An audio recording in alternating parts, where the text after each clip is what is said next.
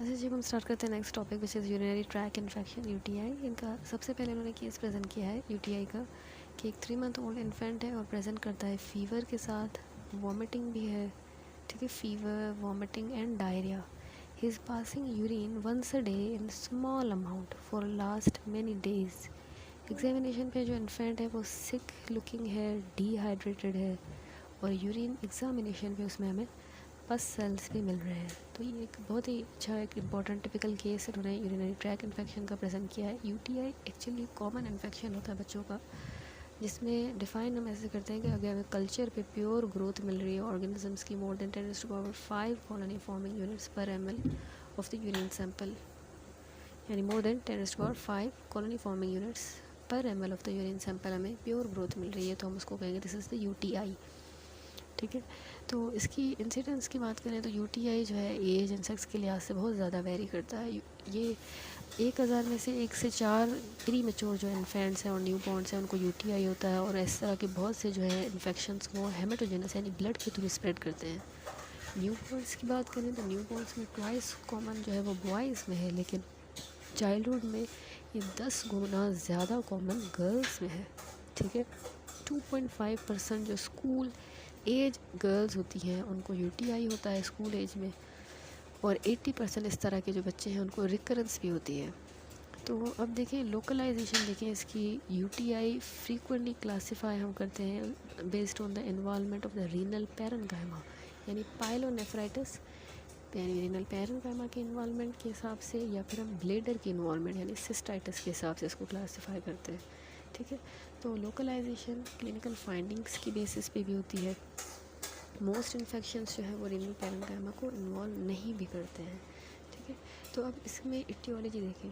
जैसे अगर हम देखते हैं जो टेबल बना हुआ है, अच्छा एज ग्रुप के लिहाज से अगर हम देखें यूटीआई को रिकॉग्नाइज़ करना मुश्किल होता है स्पेशली इन्फेंट्स में, और ये हम पाइलोनेफ्राइटिस या सिस्टाइटिस की बेसिस पे करते हैं। अगर न्यू बॉर्न है, इन्फेंट है, तो उसको बुखार होगा, हाइपोथर्मिया, पुअर फीडिंग, वॉमिटिंग कर रहा होगा, उसको जॉन्डिस भी हो सकता है, फेलियर टू थ्राइव या इवन सेप्सिस हो सकता है।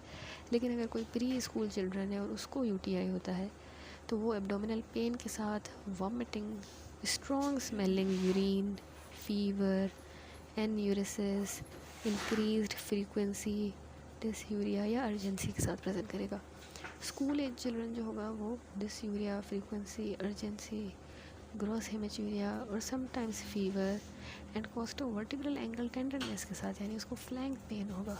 तो ये इसमें डिफरेंट जो है इसकी क्लिनिकल फाइंडिंग है और लोकलाइजेशंस होती हैं इसकी यूटीआई की। ठीक है, अब इसमें हमें जो इटियोलॉजी पता होनी चाहिए कि common organism 75 to 90% E coli, Escherichia coli involve होता है।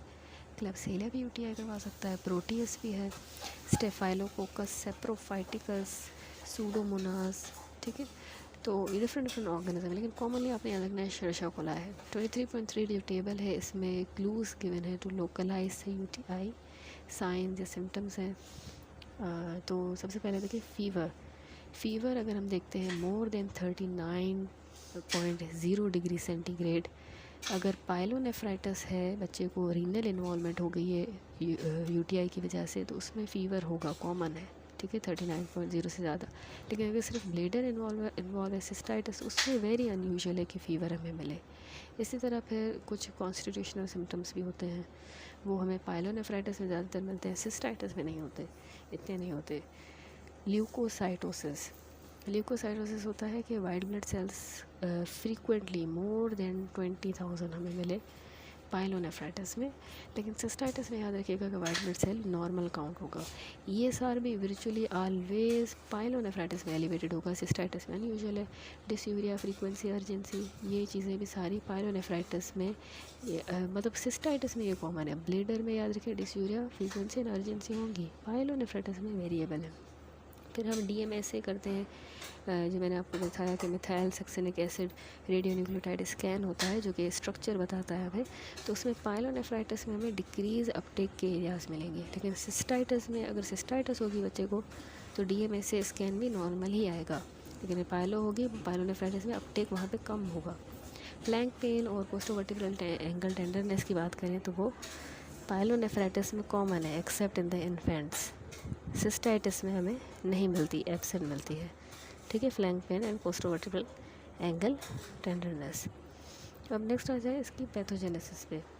पैथोजेनेसिस जो है यूटीआई की ये इम्पोर्टेंट है कि इसमें contamination by the faecal flora, virtually जो सारे केसेस हैं उसमें यूरिनरी ट्रैक का इन्फेक्शन जो है वो फीकल फ्लोरा से होता है। स्पेशली कोलीफॉर्म बैक्टीरियाज जो है वो यूरेथ्रा से असेंड करके ऊपर ब्लेडर की तरफ जाते हैं। अब इसमें जो इम्पोर्टेंट फैक्टर्स हैं जो यूटीआई की डेवलपमेंट करवाते हैं, प्री डिस्पोजिंग फैक्टर, उसमें ability of the organism to adhere to the urinary tract epithelium. एक तो उसकी पैथोजन की अपनी एबिलिटी है कि यूरिनरी ट्रैक एपिथेलियम के साथ अडहेयर होता है।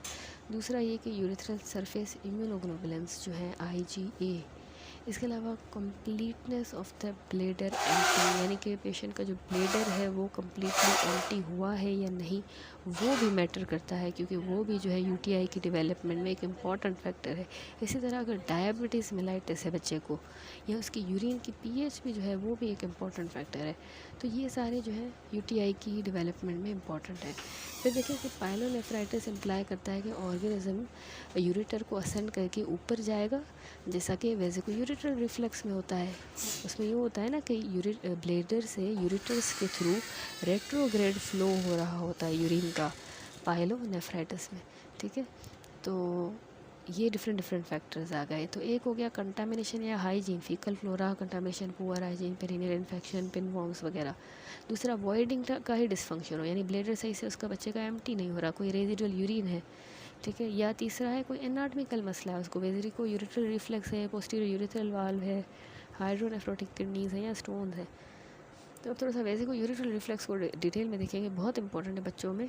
एक्चुअली 35% बच्चे जिनको यूटीआई होता है तो उनमें वेजिको यूरेट्रल रिफ्लेक्स होता है, ठीक है। Reflex is present and definitely increases the risk of pyelonephritis, यानी इसी से पाइलोनेफ्राइटिस का रिस्क बढ़ेगा। ऑब्वियसली वेजिको यूरेट्रल रिफ्लेक्स क्या होता है कि ब्लेडर से वहाँ पे यूरेटर्स की इंसर्शन सही नहीं होती, जिसकी वजह से जो है वो यूरिन जो है असेंड करके, नॉर्मली ऐसा नहीं होता कि ब्लेडर से यूरेटर्स के थ्रू किडनी की तरफ बैक फ्लो हो यूरिन का, लेकिन इस पैथोलॉजी में यूँ होता है कि वो रेट्रोग्रेड फ्लो होगा यूरिन का। जैसे ही बच्चे का ब्लेडर फुल हो जाएगा और उसके यूरेटर्स के थ्रू किडनी में यूरिन बैक फ्लो होता जाएगा, उसको कहते हैं वेजिको यूरेट्रल रिफ्लेक्स। तो इसमें पाइलोनेफ्राइटिस होने का रिस्क ज़्यादा होता है। तो मोस्ट केसेस में वेजिको यूरेट्रल रिफ्लेक्स जो होता है congenital abnormal insertion of the ureter into the bladder की वजह से होता है, वो सही से इंसर्ट नहीं हुआ होता। माइल्ड वेजिको यूरेट्रल रिफ्लेक्स जो है वो ट्रांजिएंटली होता है with cystitis. Renal scarring is found in the 50% of the children with the vesicoureteral reflux and infection. उनके रीनल स्कार हो जाएगा। It is caused by the reflux of urine into the renal parenchyma, intrarenal reflux. Most cases में इस तरह की scarring जो है before the age of 2 years होती है, ठीक है, before the age of 2 years। अब इसको VUR को भी याद रखें, ग्रेड किया गया है, इंपॉर्टेंट टॉपिक है बहुत।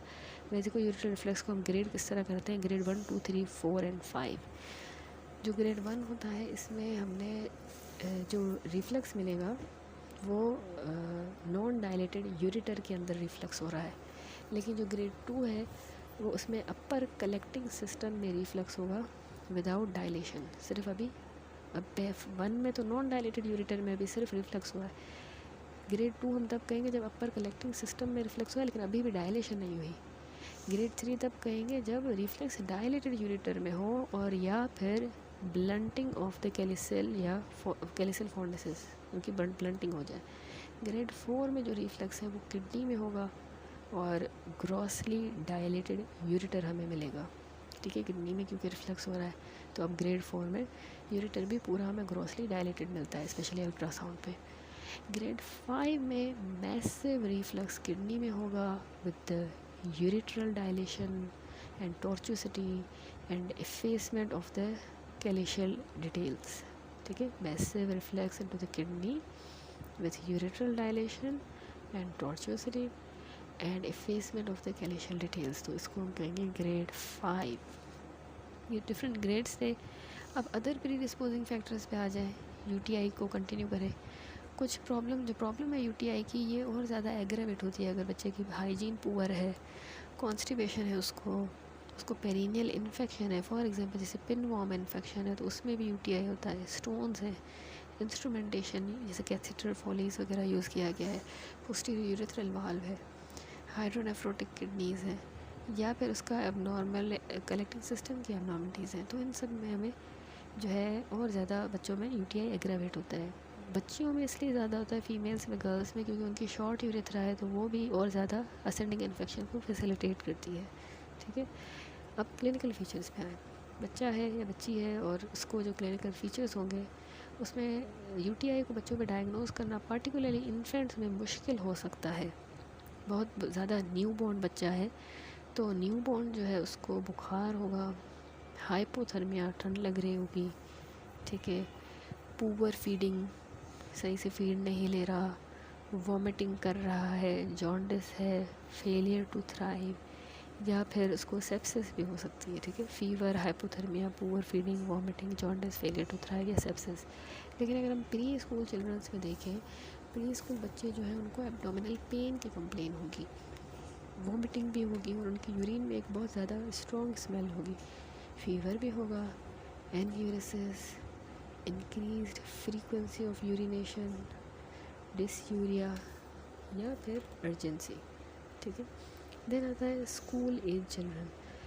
अब स्कूल एज चिल्ड्रन जो है वो डेवलप कर सकते हैं the classic science of UTI, urinary track infection के उनको क्लासिक साइंस होंगे, जिसमें एन्यूरिसिस हो सकता है, बहुत ज़्यादा urination, increased frequency of urination, bar bar frequency बढ़ जाएगी, डिसयूरिया होगा, अर्जेंसी, फीवर, कोस्टोवर्टिकल एंगल टेंडरनेस, इसको हम कहते हैं फ्लैंक पेन। ठीक है, स्कूल एज चिल्ड्रन में क्लासिक साइंस है यूटीआई के कि बार बार वॉशरूम आ रहा है, एन्यूरिसिस होगा, एन्यूरिसिस बार बार उनको यूरिन की जो है यूरिन पास करेंगे, एन्यूरिसिस, फ्रीक्वेंसी ऑफ यूरिनेशन बढ़ जाएगी, डिसयूरिया, पेनफुल यूरिनेशन, अर्जेंसी होगी, फीवर होगा और कोस्टोवर्टिब्रल एंगल पे टेंडरनेस। ठीक है, ओकेजनली जो चिल्ड्रन होते हैं यूटीआई के साथ वो हेमरेजिक सिस्टाइटिस के साथ भी प्रेजेंट कर सकते हैं। याद रखिए कि सारे सिम्टम्स जो हैं वो यूटीआई के सजेस्टिव नहीं होते, actually prove to be related to a bacterial infection. ठीक है, anatomic abnormalities producing the voiding discomfort और irritation of the external genitalia are examples of such problems. यानी मे बी उनको कोई बैक्टीरियल इन्फेक्शन हुआ हो, सारे सिम्टम यूटीआई के जो है वो मतलब यूटीआई ज़रूरी नहीं है कि वो बैक्टीरियल इन्फेक्शन वाले ही सिम्टम्स हो, एक्चुअली उसमें वॉइडिंग डिस्कम्फर्ट वाले फीचर्स भी हो सकते हैं। अगर बच्चे की एनाटमी डिफरेंट है, एनाटमिकल कोई उसको इशू है, एक्सटर्नल जेनिटेलिया में इरिटेशन होगी। ठीक है, और इस on the other hand some UTIs में एक्चुअली भी रिलेटिवली एसिम्टोमेटिक, किसी किसी यूटीआई में सिम्टम्स नहीं भी हो सकते, एसिम्टोमेटिक बैक्टीरियूरिया भी जिसको कहा जाता है। ठीक है, नाउ नेक्स्ट कौन सी डायग्नोसिस। डायग्नोसिस हम कल्चर रिजल्ट्स की बेसिस पे बनाते हैं। याद रखें कि अगर सबसे पहले तो यूरिन एग्जामिनेशन की जाती है, यूरिन एग्जामिनेशन पे अगर मैं पाई यूरिया मिल रहा है, यानी कि यूरिन में हमें पस मिल रही है, more than 5 white blood cells, high power field. High power field जो होती है ना, ये एक्चुअली माइक्रोस्कोप पे हाईएस्ट मैग्नीफिकेशन यानी 400x पे हम देख रहे हैं हाई पावर फील्ड। ठीक है, तो याद रखिए कि अगर हमें पाई यूरिया मिले, more than 5 white blood cells मिले पर हाई पावर फील्ड, तो ये सजेस्ट करता है कि बच्चे को यूटीआई है। ठीक है, 5 से ज़्यादा अगर वाइट ब्लड सेल्स मिल रहे हैं तो ये हाउएवर पस जो है वो इन्फेक्शन के बगैर भी हो सकती है, और यूटीआई पस यानी यूटीआई विदाउट पस भी हो सकता है, बिना पस सेल्स के। अगर हमें पस सेल्स नहीं भी मिल रहे तो भी पेशेंट को यूटीआई हो सकता है इन 50% ऑफ द केसेस। ठीक है, तो डिफरेंट इस तरह के केसेस हमें मिल सकते हैं।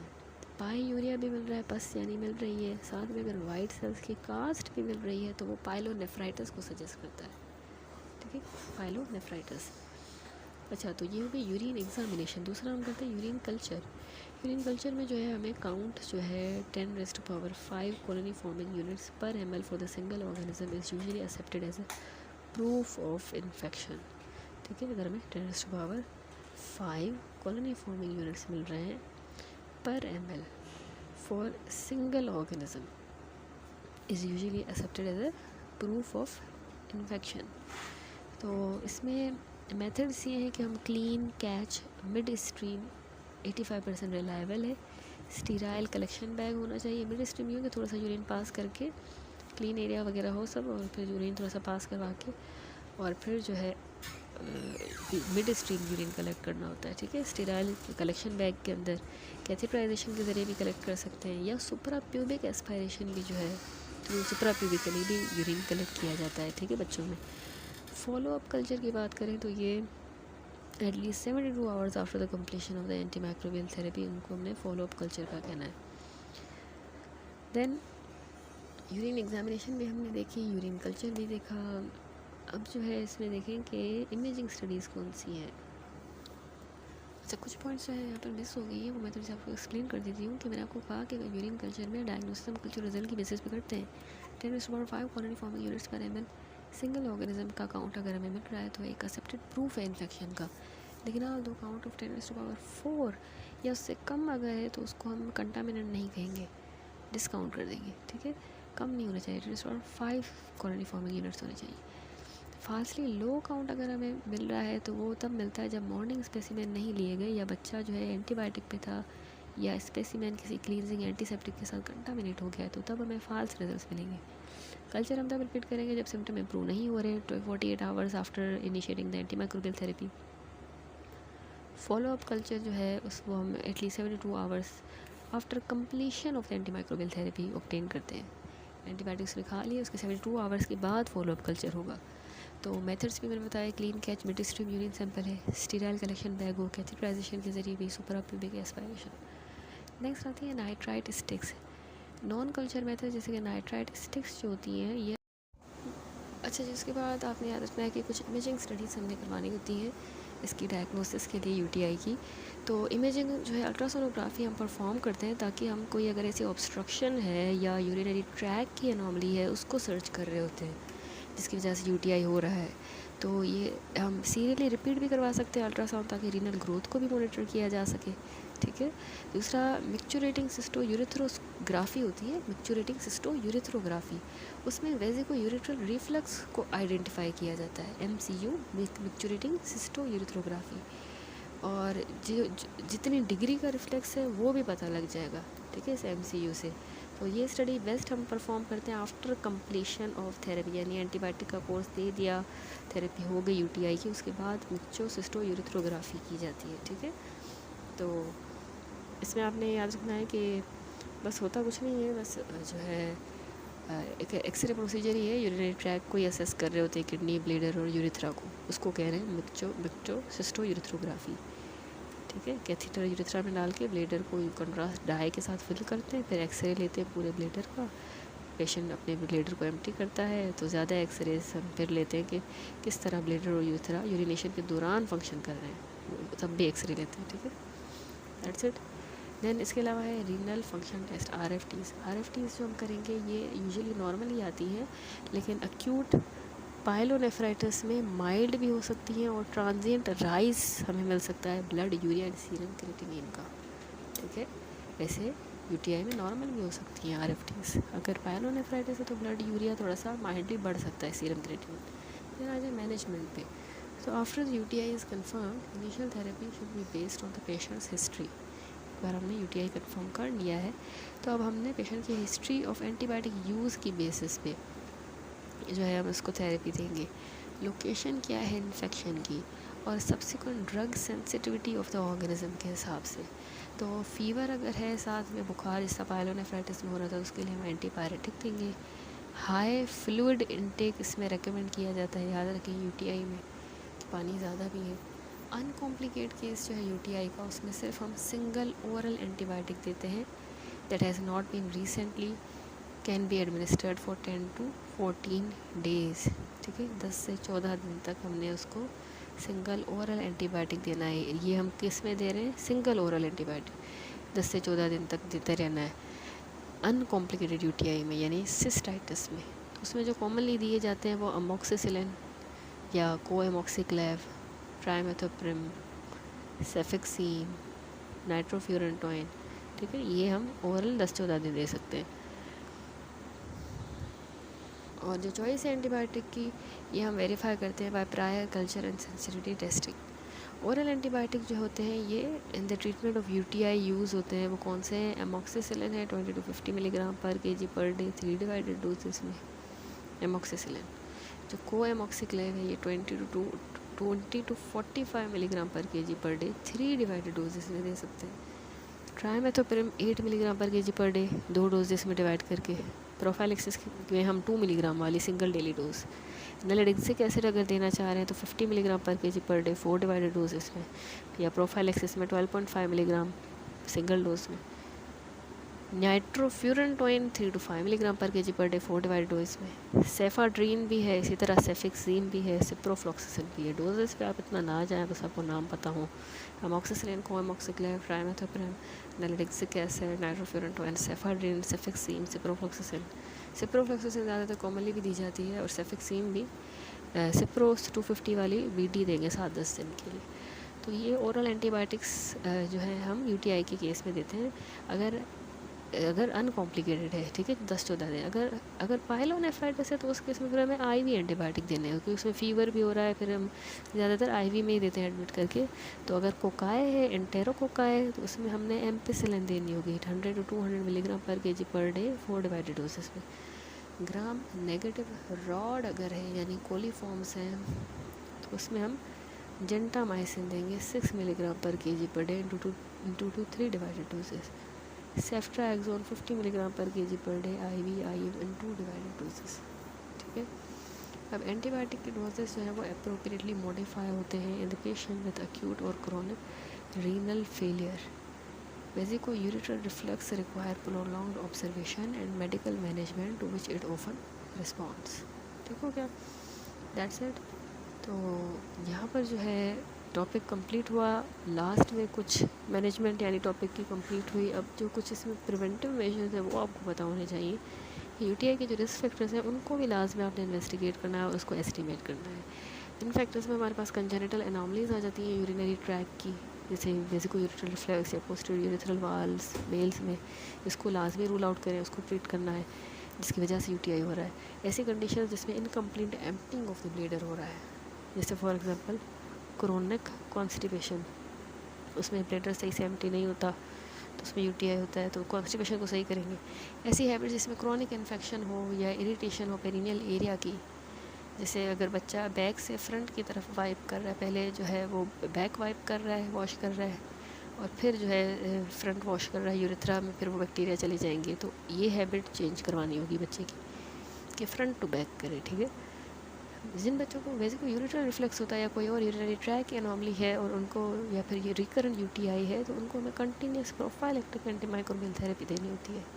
प्रोफाइलेक्सिस जो है रिकरेंट UTI में आप याद रखें, ट्राइमेथोपेरम जो है वो 2 मिलीग्राम पर केजी हमने ओरली 2 डिवाइडेड डोजेस में देनी होती है, 2 मिलीग्राम पर केजी के हिसाब से 2 डिवाइडेड डोज में। या फिर हम नाइट्रोफ्यूरेंटोइन भी देते हैं 1 to 2 milligram per KG orally at the bed time, ठीक है। देन कॉम्प्लिकेशंस में आ जाए, बच्चा है उसको UTI हुआ है, अब क्या उसको कॉम्प्लिकेशन हो सकती है? UTI की वजह से उसको हाइपरटेंशन हो सकती है, ठीक है। हाइपरटेंशन के अलावा उसको रीनल स्कारिंग हो सकती है, सिवियर वेसिको-यूरेथ्रल रिफ्लक्स हो सकता है, ठीक है। क्रोनिक रीनल फेलियर डेवलप कर सकता है क्योंकि किडनी डैमेज हो जाएगी, तो एंड स्टेज रीनल फेलियर भी हो सकता है। तो ये कॉम्प्लिकेशंस हैं UTI की। देन फॉलो अप है, सारे पेशेंट जिनको UTI होता है बच्चों को, तो उनको हमें रिकरेंस के लिए चेक करवाना होगा हर 1 से 2 माह बाद बाय द यूरिन कल्चर। जब तक कि उनका 1 साल तक इन्फेक्शन फ्री नहीं हो जाता तब तक हम उनको फॉलोअप कहेंगे, फॉलोअप करवाएंगे, ठीक है, फॉर एवरी 1 to 2 मंथ। जब तक 1 साल तक पूरा उनका कोई भी UTI नहीं होता तब तक। Prognosis as long as the UTI can be confined to the lower urinary tract, जिस तरह bladder and below the prognosis, यानी अगर लोअर यूरिनरी ट्रैक तक जो है कन्फाइंड है UTI सिर्फ ब्लैडर और उससे नीचे, तो उसमें बहुत अच्छी एक्सीलेंट प्रोग्नोसिस है। एक बार अगर इन्फेक्शन प्रोसेस किडनी में चला जाता है ना, तो उसकी प्रोग्नोसिस बस गार्ड हो जाती है। तो इसीलिए every diagnostic and therapeutic effort should be made to prevent the recurrence, ठीक है। डायग्नोस्टिक एंड थेरेप्यूटिक एफर्ट्स हमने करनी होती हैं ताकि उसको रिकरेंस ना हो। दैट्स इट, यहाँ पे टॉपिक कंप्लीट होता है। नेक्स्ट वीडियो में इंपॉर्टेंट टॉपिक है हाइपरटेंशन।